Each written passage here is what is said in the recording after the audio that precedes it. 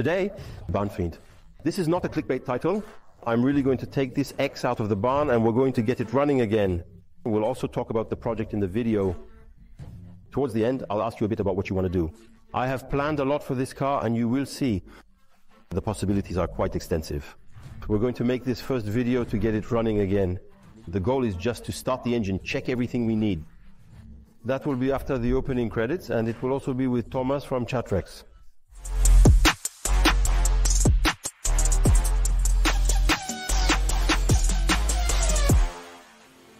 So here is Thomas Chatreix. We know him because he's already done quite a lot on YouTube. But anyway, Thomas, I'll let you introduce yourself. Hello. Hi, Nick. Happy to have you here with us in Bourges, Chatreix, a family business since '88. My dad started the auto recycling business and has always been passionate about cars. Collector, curator, accumulator. There can be plenty of words that describe me. That's why we're here, for this little axe. Indeed, you can imagine, I always have some slightly, I was going to say silly, but the real term, quirky, looks more serious. Crazy? Quirky, even better quirky. We met at the Destruction Fest and I told him, hey, I'm looking for an AX. He told me, I've got one. No idea.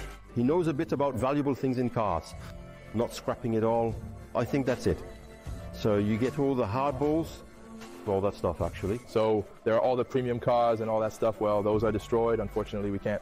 You get the parts. On all the parts, of course, especially on rare cars. And there are also the cars that the client, him, dying, but sometimes useful. And when it has purpose, when it's a bit special, it can still be useful, but I see some value in it. Got the reg card? And obviously it's not destroyed yet and I have the registration card and everything. I usually decide to buy it back from the client, set it aside. I accumulate a lot. I have plenty of ideas. I have lots of projects that I won't have enough of one lifetime to complete, but don't worry, we can help you, but there you go. We can do, and that's why we collaborate with many people, because it's true. All the stock I have, there are things I wouldn't have time to do, but together we can. There. X. Set aside since, so this one, I've had it set aside for quite a while, because I've had it since 2016 or 2017. So you see, I had already thought a few years ago about setting it aside.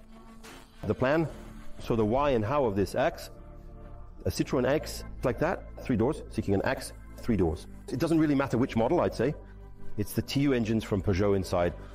That interests me too, and 3 doors, because this car is 725 kilograms, 725 kilograms. It's not just that we're under a ton, we're even under 800 kilograms. And when you know that a Golf, the new Golfs and all, with leather seats, air conditioning and all that, they immediately weigh 1.5 tons, 1 6/10 tons, or maybe even more for an all-wheel drive. A front-wheel drive might be even heavier. So here we are, comfortably with a car that weighs 725 kilograms. It might weigh more or less, and the goal is to make a super stealthy slipper. Leave it be, still might be polished, but leave it as it is and have something that can easily give a good spanking, because we don't expect this thing to work. Let's get it running with you. Next video, we're going to service all the parts and we might even get it ready. Add a turbo, do stuff. Tell me what you think. Put that in the comments for me. There are already plenty of things done on Twingos and stuff like that, but not much on the axe. And I like the axe because it's light, the weight to power ratio and all that. I'd love to give Valentine from La Boite à Lambert a little spanking. Actually, I think we'll go to Mosquito to give him more than just a spanking. And why not tease Lucien's Lamborghini? Why not? We'll move it, bring it to the workshop.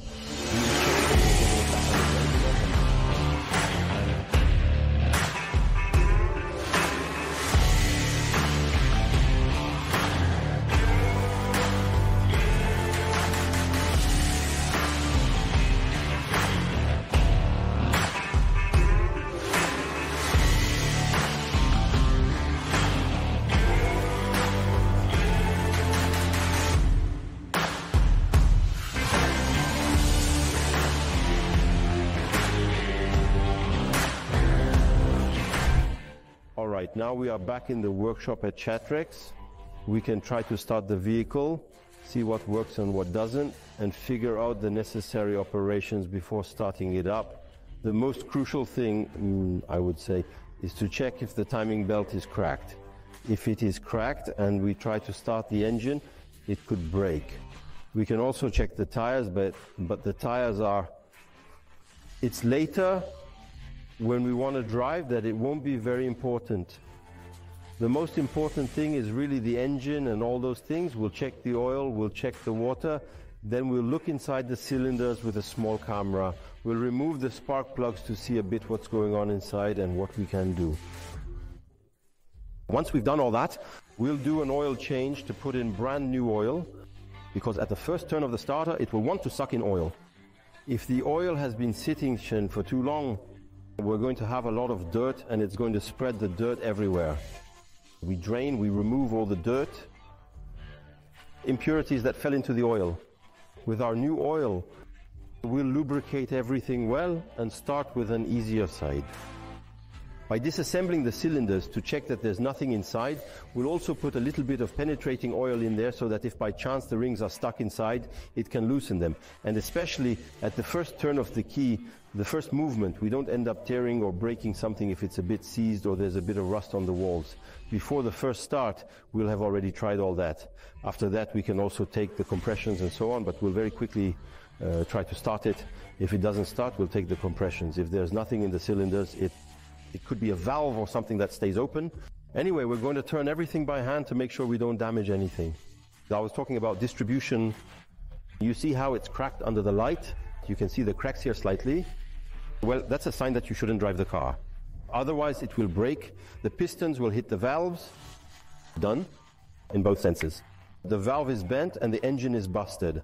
So it says, okay. On the battery, all right, given the time, I think the battery is dead. We see small leaks at over 200,000 kilometers in the car. Of course, there's dirt everywhere. We're going to take care of the spark plugs here. We'll check the black oil and the fuel, which is bad. There must have been fuel in the oil. There's no more water. No water, so we'll check. The Taos engines are known for blowing head gaskets. Actually, these engines are very reliable, but they tend to blow head gaskets. Well, it's nothing serious. It's a gasket. Especially with these engines, it's quite easy to take care of them. Now we'll start with the first thing. Remove the plugs. We put in an endoscopic camera and see that it goes inside. Thomas is now removing the spark plugs, so we can insert this little thing. It's a camera, see a small screen. Thanks to this, we can check the cylinders to see if it's full of rust, filthy. If there's a hole in the piston, we don't know. When it's a car that hasn't run long, there's always doubt. No liquid around the spark plugs, looks fine. Sometimes the valve cover can leak and oil can drip into the spark plug wells, causing interference. This means the electrical current passes through the oil instead of creating a spark in the engine. We see the state. The cylinders are all black, which means too much fuel, not enough air. Poor combustion. In any case, it means poor combustion. The advantage is that we see all 4 spark plugs are identical. None is weaker than the others. The last time it started, they were all not looking good. So your little camera, we should be able to put some light. There you go. See here. Normally, you will see there, I am here, we can see quite well. So the piston is very black there. In fact, we are on top of the piston, we see that it is black and there are a few small white spots. That means there was some knocking or combustion, but there is no rust because the engine is not oxidized at all. What we're going to do is, we know it's in very good condition, but we don't know the compressions. We can check the compressions later. We'll put a little penetrating oil in each cylinder to make sure the rings aren't stuck. And if by chance they are, we can loosen them. I'm going to loosen them quite easily just with the vibrations. Now I'll take a socket, put it on the crankshaft pulley and turn the engine over once or twice to see if the engine isn't seized, if no issue. And then it'll allow me to apply a bit of penetrating oil everywhere to make sure it's slightly lubricated for the first start. So I push it. I'm putting my tool. And now? It's obviously easy to get it running because we don't have a spark plug, so no compression. No paint. Normally, it's going well. We can check the belt too. What do you think? Check the belt? I think it's dead, but there's no big cut. It's dead but not broken. It's worn out, normally. Where from where? Age. And then age makes it all cracked. Okay. Let's put these back.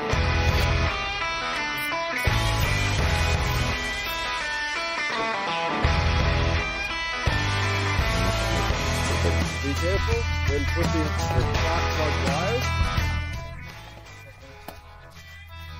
When we take them off or on, if you're not too used to it and you don't take markers, and if you reverse them, it won't work anymore. It's going to do weird things or it won't start at all. That's what determines the order in which the spark plugs will fire. Change the spark plugs. Might as well replace them. We didn't have to, but they weren't very nice. The old ones were dirty. We put in new spark plugs because new ones are needed. Change the spark plug wire. Let's go smell the gasoline a bit, see if it doesn't smell too much like old gasoline. Might as well put some good fuel directly in it and drain the tank if it's been too long. All right, we know 2017, it's old, but not that old. So if we can add some fresh gasoline on top, it should work. There's a bit of dirt, but it doesn't smell like old gasoline. It's definitely dry, but it's not due to old age in every sense. So we have some fuel. We'll drain the old oil before giving it a start and see what happens. We'll remove the old oil and put in some new oil. Not necessarily high end. We don't have to, because we'll be driving very little with it. It will rinse the engine.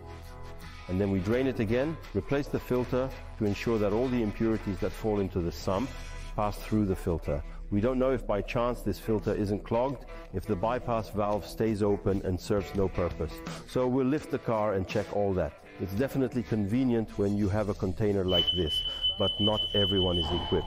But here, we'll take advantage of this luxury. In one truck oil change, it's filled up. You have 25 liters of oil or something like that. It goes super fast. I don't know, it must be 50, 60 liters easily. It has already drained a bit on its own. That's a problem. She's big. Old car. Try not to get it everywhere. But it's okay. I feel so. Again. Yes. A bit messy, but it's okay. In gas. Air combustion. That matches what we saw in the spark plug, the ceramic, the black. The problem is that the fuel, because it's poorly burned, ends up on the cylinder walls. And what's on the cylinder walls? It's the oil that gets scraped off and goes back down into the oil pan. That's why the smell is interesting when there's a gauge on a car that isn't running well or hasn't run for a while. You can tell if there's fuel in the oil. Here. It doesn't seem like it, normally. You don't tighten it like an ox. Normally you tighten it by hand and then unscrew it. I feel like it moved a bit. Damn. But that's good. It's sturdy. It's raised on grain under the sea.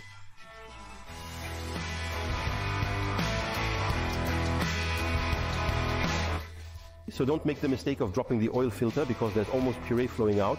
But you're fine as long as you don't drop it, otherwise it splashes everywhere. Tomorrow's practice. Done. Look at the gasket. See the gasket? So it was too tight and it bit the gasket. Yes, it's calm. So be careful not to leave the old gasket. We see it here. Don't leave the seal here. If we add a second gasket, it leaks. So now, you see here the gasket. All clean, all dry. If I put it, it might catch and make a little unpleasant wave. I take oil. It's old oil. Normally it's better with new oil. And I gently spread a little bit of oil here. Another drop. Like this. We slide the seal in place without damaging it. That's it. Sure. Here's the reformulated tech. Hop. Perfect. Now we've replaced the drain plug again. Replaced it. Well, video. But here it's a drain plug to replace the integrated gasket inside. Same thing. It works, but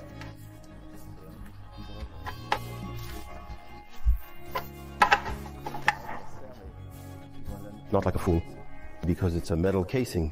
Then everything spins, the prisoner behind and all that. We'll give it a little touch up to be a bit meticulous. A little wipe, already fat. But it's always better not to get it everywhere. And it especially allows us to see if we've created a leak. Add oil. If it's greasy, it's not tight, the seal's bad. Oh, it's a problem. And so now we lower it and put new oil inside. Hey, so we have a 50-50 chance of making a mess, huh? Because the radius, but you see, it's going well. It still tastes like Renee in there. Yes, the beets show a bit. There you go.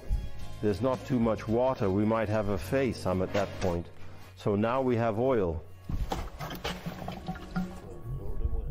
All right, there's a bit of water, but not too much. But it's okay because we're just going to try to start it. Well, the battery is marked okay, but I think if I turn the key, given how long it hasn't run, it won't get us anywhere. I have a feeling though. Yeah, there's not even any contact, absolutely nothing lights up. So, yes, we can put the battery or a battery card, we can put it, the booster. The booster. I heard the fuel pump. There's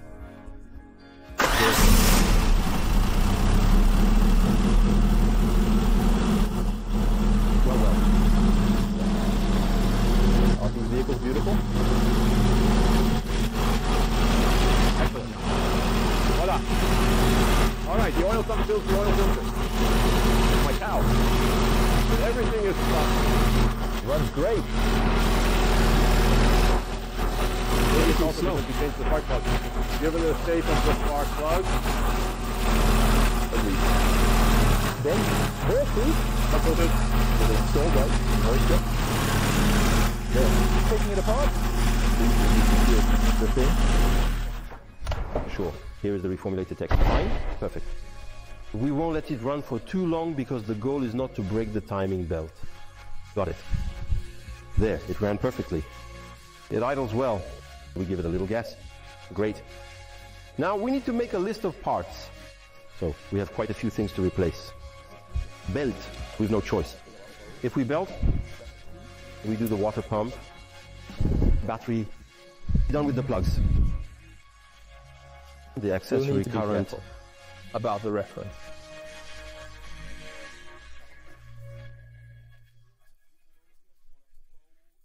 Since we're at it, since we're opening it up for the water pump and thermostat, we won't have any coolant left, so we'll put in new coolant.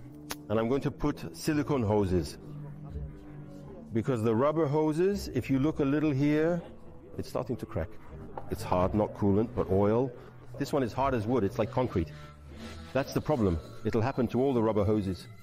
So I'm going to put silicone hoses. This will allow us to have exactly of the same water circuit flow. So it's for all these hoses from the radiator, for example. You see here, all of this will be replaced. And the advantage of silicone is that you can leave it on the car for life unless there's friction or something like that. There's no problem. It withstands pressure much better. That's why I asked Flexeo to provide me with silicone hoses to ensure I have something reliable to come back to. When you have a collector's car, it's really royal. Here I see a little something by chance, a 106 Le Mans. That's typical of small sporty cars, the pocket rockets of that era. Now you have this. In their 20s, you put this on and you're set for life. That's why it has 75 horsepower and not 85. And here we make a bit more noise. With the cat. 40. It's steam because it's cold. We see smoke. Here there's a flange with another flange that's on the other side. But it has already so been changed, I think, like it was restricted or something happened. It's leaking, huh? It's leaking. Still got the original spare tire. Original spare tire with the special spaces. Alloy and steel wheels have different bolts. Ultimately, The spare wheel ribs were specific. Rear tires are new. Pretty lively. There are still the color lines. However, What year are they? what will they're from 2014. Just too many of what? Yeah. Here we see the fuel hose that's made, the little hose that's here, the hoses. That's what I was telling you. The hoses, nothing else. Cracked here. Normal for it to be here. There was a cut. Maybe you can't see it well on camera, but I saw them clearly when I saw the hoses, especially since I'm going to run it on ethanol later. The diorites don't like it. The floor, rocker, panel. We've got a dog. Not quite point. Not quite point. We'll handle it right away. It's not too late, but it needs to be done. And on the other side, the same. On the other side, another dog. It must have had an impact on us. Here, we really need to do it right away. We can see other. I'll brush that off right away. Apply anti-rust. Can't wait to store them safely and dry. Yes. What I saw is that there's a lot of play in the gearbox's treasury. Yes, here it's completely undone. And then on the gearbox, look at this one. Okay.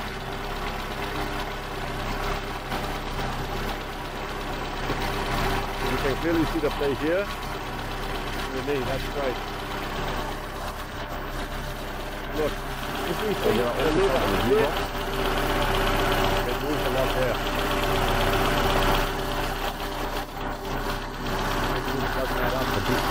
This coating is really there. Well, that adds to the list. Expands the list. I think everything related to the triangle, everything up there underneath. Up your masa. Here it is. I think we can redo it too. The ball joints are completely shut. The drive shafts are not bad.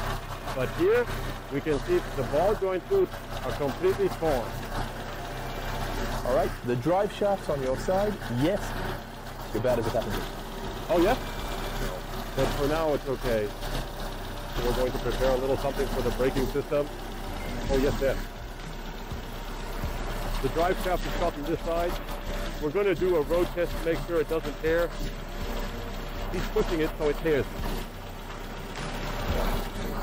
It's already leaked because you can see it's all greasy here. Same. The back. Perfect. Up front. It's yours, not mine. On top of being exhausted, It'll contract. it's shrinking in the center. Yes. For the test, it will be fine. Normally going further, it will never pass the technical inspection. We don't take the road with that. The hardliners, it's not bad to exchange. Yeah.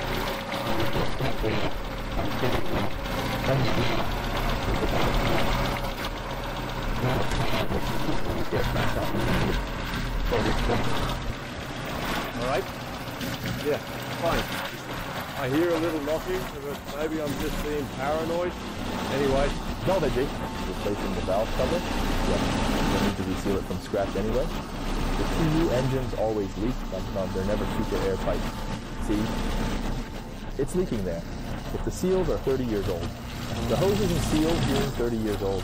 It's already... Nice. Well, listen, it started, so now we can go. All right, there's a bit of dust. By the way, this is where we leave you. We'll get ready for the second video. We're going to restore this car. We'll handle all replacements. You got it? It's going to be a sleeper. A sleeper means it's like the car is sleeping. You feel like with an old granny. Finally, you run the light. She speeds ahead because she's going to be very light. We'll boost her a bit. I want to add a turbo. If you have any ideas, I'll put them in the comments. I'll put a 1.4 turbo. We can get up to 150 horsepower in a 700 kilogram car. Don't forget, it's 700 kilograms. It's not a lot of horsepower, but in 700 kilograms, I think it could be good. Even 200, not bad. So next video, we take apart, we replace parts, optimize small things, and I'll see you soon. Thanks, Nico. Subscribe now. See you. Thanks, Tom.